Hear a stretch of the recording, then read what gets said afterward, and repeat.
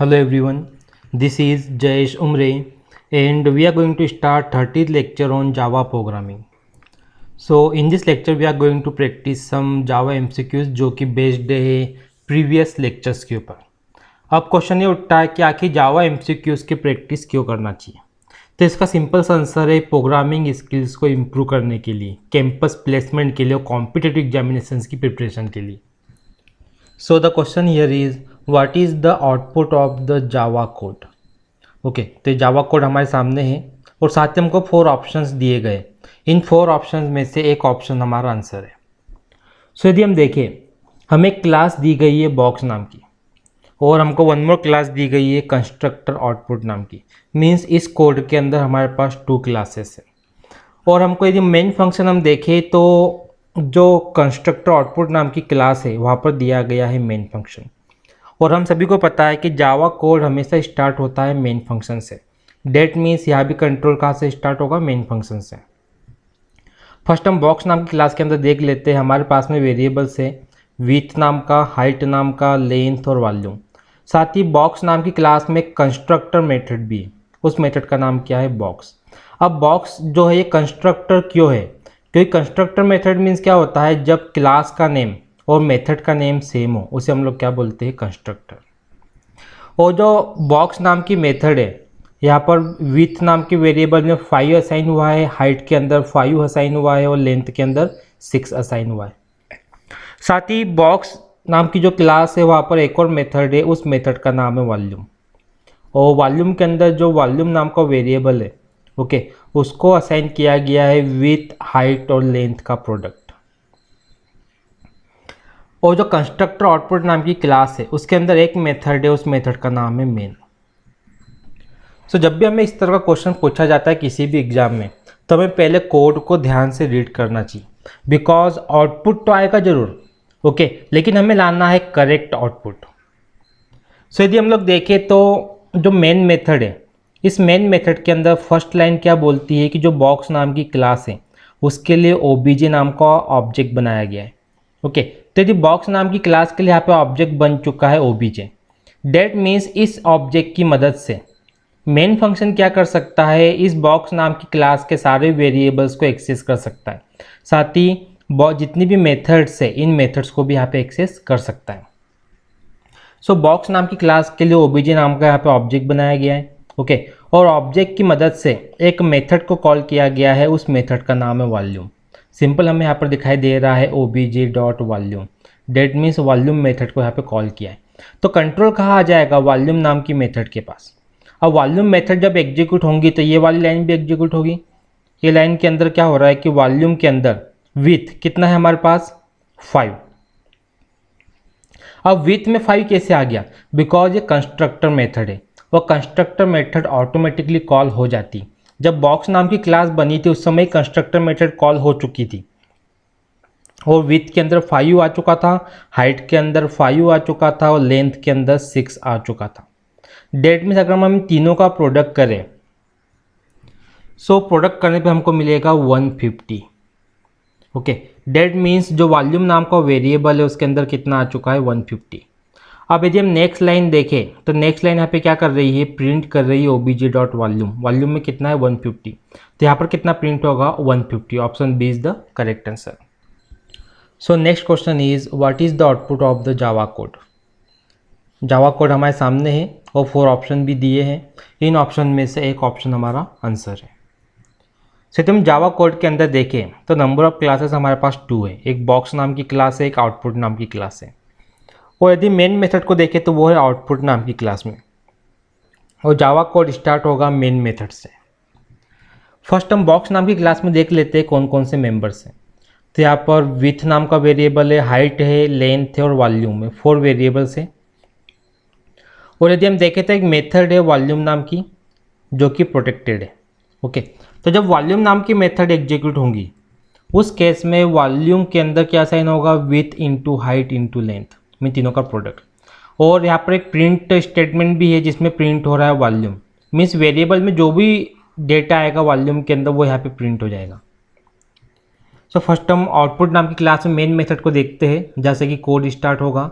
So main method में first line क्या बोल रही है कि बॉक्स नाम की क्लास के लिए ओबीजे नाम का ऑब्जेक्ट बन गया है। सो बॉक्स के लिए ओबीजे नाम का ऑब्जेक्ट रेडी है। अब इस ऑब्जेक्ट की मदद से जितने भी मेंबर्स है बॉक्स नाम की क्लास में उनको एक्सेस किया जा सकता है। सो ऑब्जेक्ट की मदद से विथ को एक्सेस किया गया और असाइन कर दिया 5, तो विथ में आ गया 5। ऑब्जेक्ट की मदद से हाइट को एक्सेस किया गया, असाइन कर दिया 5, हाइट के अंदर आ गया 5। ऑब्जेक्ट की मदद से लेंथ को एक्सेस किया गया, असाइन कर दिया 6, लेंथ में आ गया 6। देन ऑब्जेक्ट की मदद से वॉल्यूम नाम की मेथड को कॉल किया है। ओके, अब वॉल्यूम नाम की मेथड को कॉल किया मीन्स कंट्रोल आ गया वॉल्यूम के पास। फर्स्ट लाइन क्या बोलती है कि वॉल्यूम के अंदर with into height into length को असाइन कर दो।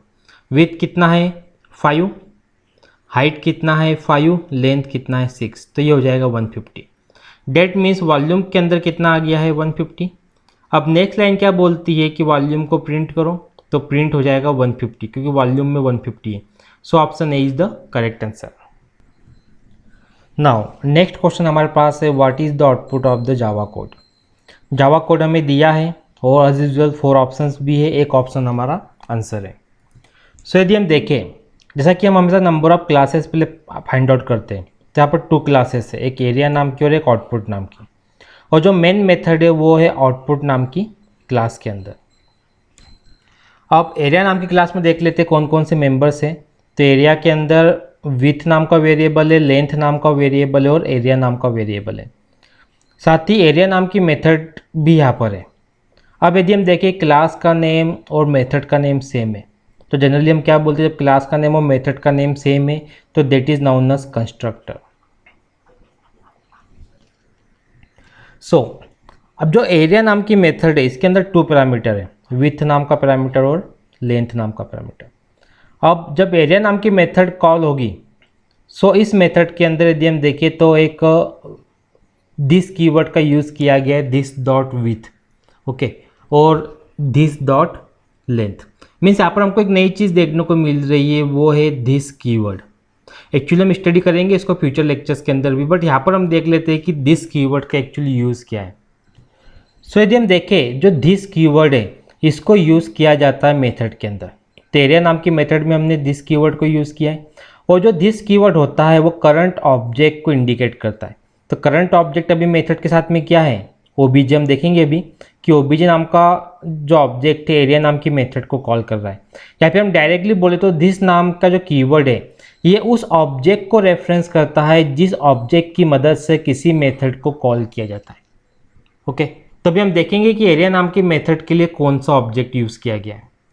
ओके, सो अब यदि हम देखें मेन मेथड जब एग्जीक्यूट होंगी पहले, तो फर्स्ट लाइन यहाँ पर क्या चलेगी, area OBJ equals to new area. Means area नाम की क्लास के लिए ओबीजे नाम का ऑब्जेक्ट बनाया गया है। अब इस ऑब्जेक्ट की मदद से इस क्लास के सारे मेंबर्स को एक्सेस कर सकते हैं। नेक्स्ट लाइन क्या है, ओबीजे डॉट एरिया, एरिया नाम की मेथड को कॉल किया गया और एरिया में 2 पैरामीटर पास किए 5 एंड 6। तो 5 जाएगा विथ के पास और 6 जाएगा लेंथ के पास। ओके, मीन्स विथ के अंदर 5 आ गया और लेंथ में आ गया 6। अब यदि हम दिस कीवर्ड का यूज़ देखें तो दिस डॉट विथ क्या बोलता है कि विथ के अंदर क्या आ गया 5 की वैल्यू और लेंथ के अंदर क्या आ गया 6 की वैल्यू। अब यदि हम देखेंगे तो हमको दोनों विथ सेम तो दिखाई दे रहे हैं, बट एक्चुअली ऐसा नहीं है, विथ और लेंथ में डिफरेंस है। ओके, जिस विथ को यहाँ पर यूज़ किया गया है वो विथ ये वाला है क्लास का मेंबर, और जिस विथ को यहाँ पर यूज़ किया गया है वो ये वाला है फंक्शन का मेंबर। और साथ ही जिस लेंथ को दिस कीवर्ड के साथ यूज़ किया गया है वो है क्लास की मेंबर, और जिस लेंथ को यहाँ पर यूज़ किया गया राइट साइड में वो है इस फंक्शन का मेंबर। ओके, सो अब यदि हम आगे देखें तो विथ के अंदर क्या असाइन हो गया है 5 और लेंथ के अंदर क्या असाइन हो गया है 6। नेक्स्ट लाइन क्या बोलती है कि प्रिंट कर लो ओबीजे लेंथ को और ओबीजे डॉट विथ को। ओबीजे डॉट लेंथ मीन्स ये वाली लेंथ कॉल होगी और यहाँ पर 6 प्रिंट होगा। ओबीजे डॉट विथ मीन्स ये वाला विथ कॉल होगा और यहाँ पर 5 प्रिंट होगा। सो हमको आउटपुट में क्या मिलेगा 6 5। सो यदि हम देखें option C is the correct answer. Now next question is which call to sum method is appropriate. यदि हम देखें तो हमको यहाँ पर एक क्लास दी गई है और साथ ही हमको एक मेन मेथड भी दी गई है। हमें क्वेश्चन पे ध्यान देना है, हमें सिर्फ इतना बताना है कि which call to sum method is appropriate. हमें आउटपुट यहाँ पे नहीं निकालना है, बल्कि हमको नंबर ऑफ सम मेथड दी गई है और हमें ये बताना है कि कौन सी सम मेथड यहाँ पे सही है जिसको हम यूज़ कर सकते हैं इस प्रोग्राम के अकॉर्डिंग। सो यदि हम देखें आउटपुट नाम की क्लास में दिया है पब्लिक स्टैटिक इंट सम नाम की मेथड, और यदि हम पैरामीटर में देखें तो ये बिल्कुल नया तरीका हमको दिखाई दे रहा है। अब तक कि हमने क्या देखा था, हमने इस तरह से पढ़ा था इंटीजर ए होगा, इंटीजर बी होगा, etc। बट अगर मैं इस वे को देखूँ तो हमें क्या दिखाई दे रहा है, integer dot dot dot x. इसका मीनिंग क्या होता है? सो इसका मीनिंग होता है कि हम एनी नंबर ऑफ आर्ग्यूमेंट को यहाँ पे एक्सेप्ट कर सकते हैं। हो सकता है कि आपको अगर ज़रूरत हो एक आर्गूमेंट की तो एक मान के चलो, आपको अगर ज़रूरत है 2 आर्गूमेंट्स की तो 2 मान के चलो, आपको अगर ज़रूरत है 3 आर्गूमेंट्स की तो यहाँ पर 3 मान के चलो। मीन्स नंबर ऑफ आर्गूमेंट्स यहाँ पे कितने भी एक्सेप्ट किए जा सकते हैं। ये यूज़ होता है इंटीजर एक्स का। मीन्स जब सम नाम की मेथड को कॉल करेंगे, ओके, अगर मैं सम नाम की मेथड को कॉल करता हूँ तो हमारी इच्छा जो भी वैल्यू हमको यहाँ पे पास करना है हम पास कर सकते हैं, एनी नंबर ऑफ आर्गूमेंट। जैसे मैंने यहाँ पे 5 आर्गूमेंट पास की तो कोई फर्क नहीं पड़ता, एक्सेप्ट कर लेगी ये मेथड। ओके, तो ये बहुत इंपॉर्टेंट कॉन्सेप्ट है। जनरली यहाँ पर मिस्टेक कर जाते हैं स्टूडेंट, तो हमको याद रखना है कि integer triple dot x means होता क्या। लेकिन अगर हम देखें इस कोड के अंदर एरर भी काफ़ी है। ओके, ये चीज़ तो हमको क्लियर हो गई कि जैसे हमने सम में 10 पास किया, एक पैरामीटर चलेगा। सम में 2 पैरामीटर पास किए 10 एंड 20, ये भी चलेगा। सम में 3 पैरामीटर पास किए 10, 20, 30, ये भी चलेगा। सम में 4 पैरामीटर पास किए, ये भी चलेगा। मीन्स इन चारों कॉलिंग को ये मेथड एक्सेप्ट करती है। That means all the 4 way of calling is appropriate.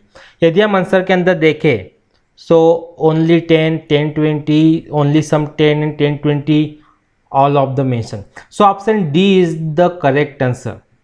Okay, सभी मेंशन कैसे यहाँ पे करेक्ट है। बट यदि हम यहाँ पे कुछ एरर देखें, एरर है कोड के अंदर, एग्जीक्यूट नहीं होगा ये। पहली चीज़ यहाँ पर रिटर्न नहीं हो रहा है, कोई ना कोई वैल्यू रिटर्न करना पड़ती है। हमने यहाँ पर ओनली क्या लिखा है, रिटर्न। बट रिटर्न क्या करवाना है ये भी मेंशन करना जरूरी है। एक एरर तो आपको यहाँ पर मिल जाएगा। अनादर एरर यदि हम देखें तो जो मेन मेथड है ये पब्लिक टाइप की नहीं है। अगर ये पब्लिक नहीं है मीन्स JVM मेन मेथड को आइडेंटिफाई नहीं कर पाएगा, Java virtual machine main method को फाइंड आउट नहीं कर पाएगा, तो यहाँ पर भी हमको एक एरर मिल जाएगा।